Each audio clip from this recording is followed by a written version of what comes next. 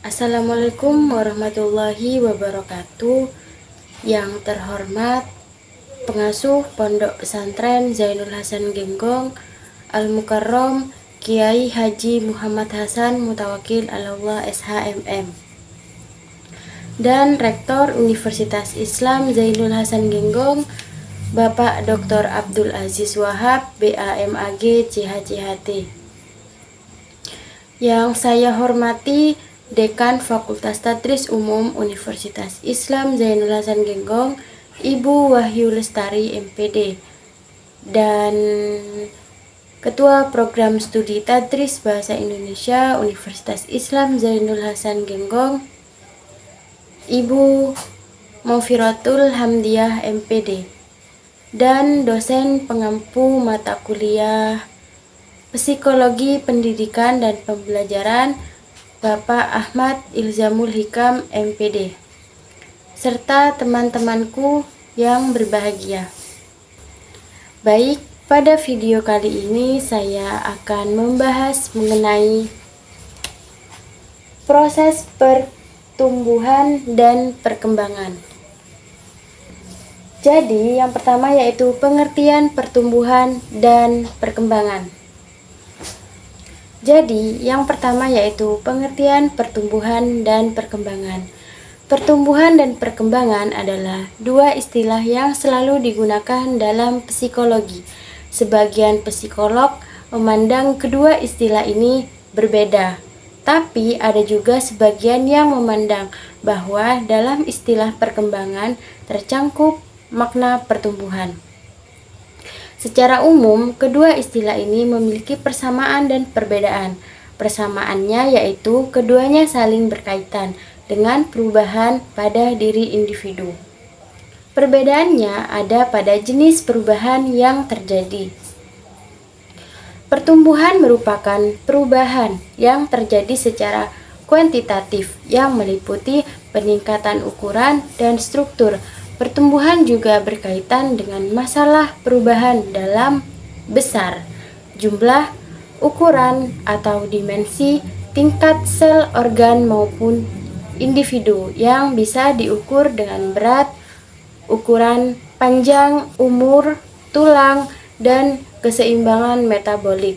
Sedangkan perkembangan adalah bertambahnya kemampuan atau skill dalam struktur dan fungsi tubuh yang lebih kompleks dalam pola teratur dan dapat dikatakan sebagai hasil dari proses pematangan. Perkembangan menyangkut adanya proses pematangan sel-sel yang ada di dalam tubuh, jaringan tubuh, organ-organ, dan sistem organ yang berkembang dengan menurut caranya, sehingga dapat memenuhi fungsinya. Yang kedua, prinsip-prinsip perkembangan. Manusia tidak pernah dalam keadaan tetap. Sejak terjadi proses pembuahan hingga ajal tiba, manusia selalu berubah dan mengalami perubahan. Perubahan tersebut bisa menanjak, kemudian berada di titik puncak dan akan mengalami kemunduran. Selama proses perkembangan seseorang, ada beberapa ciri perubahan yang mencolok, yaitu 1. Perubahan fisik. Perubahan fisik ada perubahan tinggi badan, berat badan, dan organ dalam tubuh lainnya, misalnya otak, jantung, dan lain sebagainya. Kedua, perubahan proposal, misalnya perubahan perbandingan antara kepala dan tubuh pada seorang anak. 3. Perubahan mental.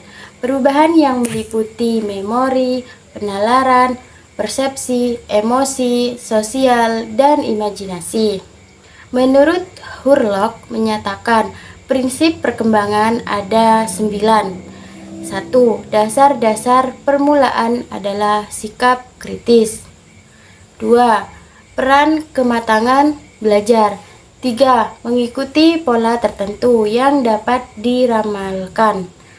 4. Semua individu berbeda. 5. Setiap perkembangan mempunyai perilaku karakteristik. 6. Setiap tahap perkembangan mempunyai resiko. 7. Perkembangan dibantu rangsangan.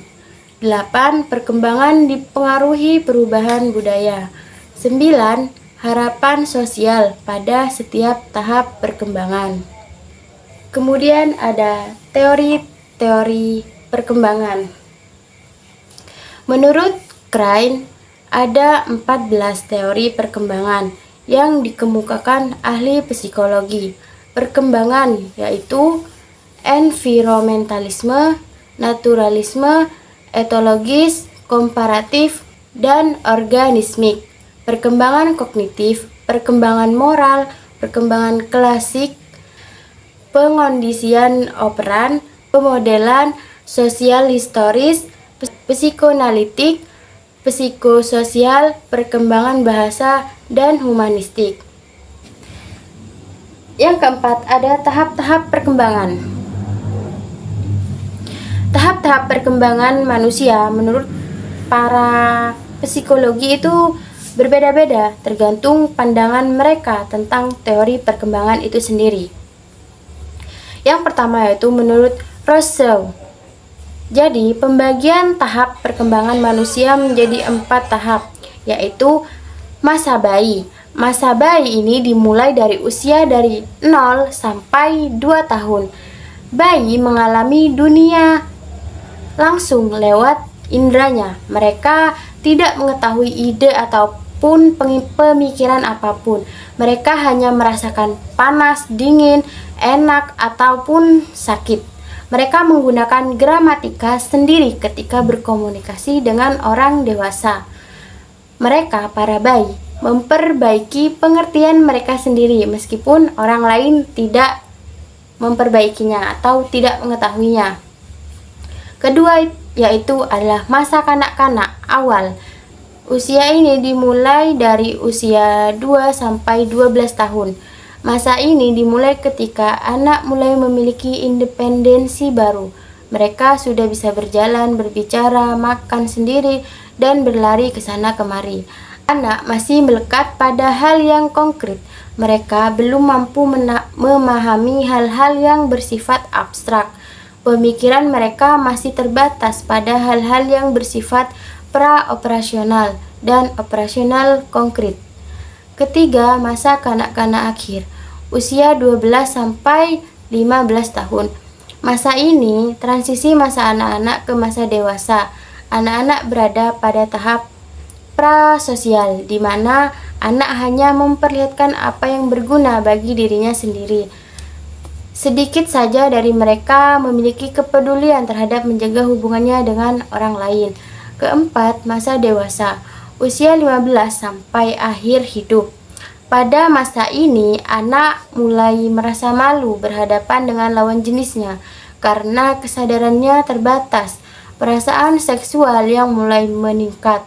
Mereka lebih membutuhkan orang lain. Kognitif mereka juga lebih berkembang. Mereka mulai memahami konsep-konsep yang stuck. Kemudian Ruth membagikan tahap perkembangan anak menjadi 5 bagian. Yang pertama yaitu tahap oral. Tahap ini dimulai pada usia 0 sampai 24 bulan. Pada tahap ini, kepuasan anak terletak pada otorotik, yaitu kesempatan anak menghisap puting susu ibunya. Freud memandang konsep narsisme mencintai diri sendiri sudah ada sejak masa bayi, di mana bayi merasakan kenyamanan dari menyusu kepada ibunya dan mengulang perbuatan tersebut dengan menghisap jarinya meskipun dia tidak lapar. Anak-anak juga mencoba mempertahankan kedekatannya dengan ibunya dengan menggigit dan menangis. Kedua, tahap anal. Tahap ini dimulai dari usia 2 sampai 3 tahun. Selama usia ini, wilayah anal atau anus yang menjadi fokus ketertarikan anak. Oleh sebab itu, pelatihan menggunakan toilet sangat tepat dilakukan pada usia ini. Ketiga, tahap falik atau odipal. Usia ini 3-6 tahun. Pada tahap ini, anak laki-laki mulai tertarik dengan alat kelaminnya. Tahap perkembangan paling membingungkan dari pendapat Freud sebab dia meyakini ketertarikan seksual seorang anak laki-laki pertama kepada ibunya, sedangkan pada anak perempuan kepada ayahnya. Namun karena dia tidak menyadari hal tersebut, jadi tidak dapat diterima oleh lingkungannya, maka meninggalkan fantasi persaingannya dengan ayah atau ibunya yang dikenal dengan istilah Oedipus kompleks dan Elektra kompleks. Keempat, tahap latensi. Usia 6-11 tahun. Pada periode ini, anak terlihat sudah dapat mengendalikan permusuhannya dengan orang tuanya yang memiliki jenis kelamin berbeda dengan dirinya. Anak laki-laki dan anak perempuan terlihat bersikap lembut kepada ayah daripada ibu mereka. Kelima, tahap pubertas. Di atas usia 11 tahun. Masa pubertas merupakan masa di mana anak berupaya untuk membebaskan diri dari persoalan orang tuanya. Mereka sudah mulai menyukai perempuan lain selain ibunya dan menyukai pria lain selain ayahnya. Kemudian Hurlock menyatakan membagi tahap perkembangan menjadi 10 tahap, yakni ada periode pranatal. Periode pranatal ini dimulai sejak terjadi pada proses pembuahan atau konsepsi sampai anak terlahir ke dunia. Pada masa ini terjadi pertumbuhan dan perkembangan fisik dan psikis yang sangat penting bagi seorang anak. Jenis kelamin anak dan bentuk fisik telah ditentukan sejak anak berada dalam kandungan ibunya. 2. Masa bayi baru lahir. Masa bayi baru lahir ini dimulai dari hari pertama kelahirannya sampai 2 minggu setelah kelahiran. Masa ini ditandai dengan lepasnya tali pusar bayi. Ketiga, masa bayi. Masa bayi dimulai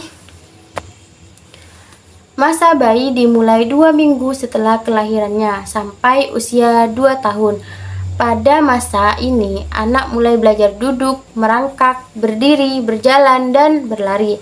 Anak juga mulai berkomunikasi dengan caranya sendiri dengan orang-orang di sekitarnya. Keempat, masa anak-anak awal. Masa anak-anak awal ini dimulai dari usia 2 tahun sampai 6 tahun. Masa ini dipandang sebagai awal bagi kehidupan anak. Kelima, masa anak-anak akhir. Masa ini dimulai dari 6 sampai 13 tahun. Masa ini dipandang sebagai anak sekolah dasar. Keenam, masa puber. Masa puber dimulai dari usia 14 tahun sampai 15 tahun. Masa ini dipandang sebagai awal memasuki masa remaja. Ketujuh, masa remaja. Masa remaja dimulai dari usia 15 sampai 18 tahun. Masa remaja ini merupakan masa peralihan dari anak-anak menjadi dewasa. 8. Masa dewasa dini. Masa dewasa dini dimulai dari usia 18 sampai 40 tahun. 9. Masa dewasa madya. Masa dewasa madya ini dimulai dari usia 40 sampai 60 tahun. Yang ke-10, masa usia lanjut.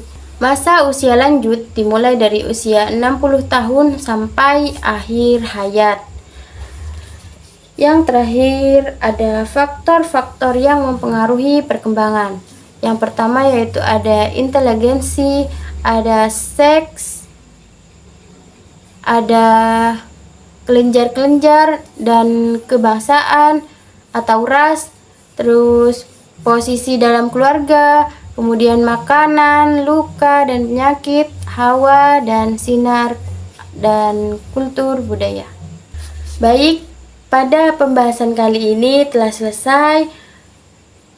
Terima kasih kepada kalian yang sudah menonton dan mohon maaf apabila ada kesalahan kata. Sampai jumpa pada video selanjutnya. Terima kasih. Wassalamualaikum warahmatullahi wabarakatuh.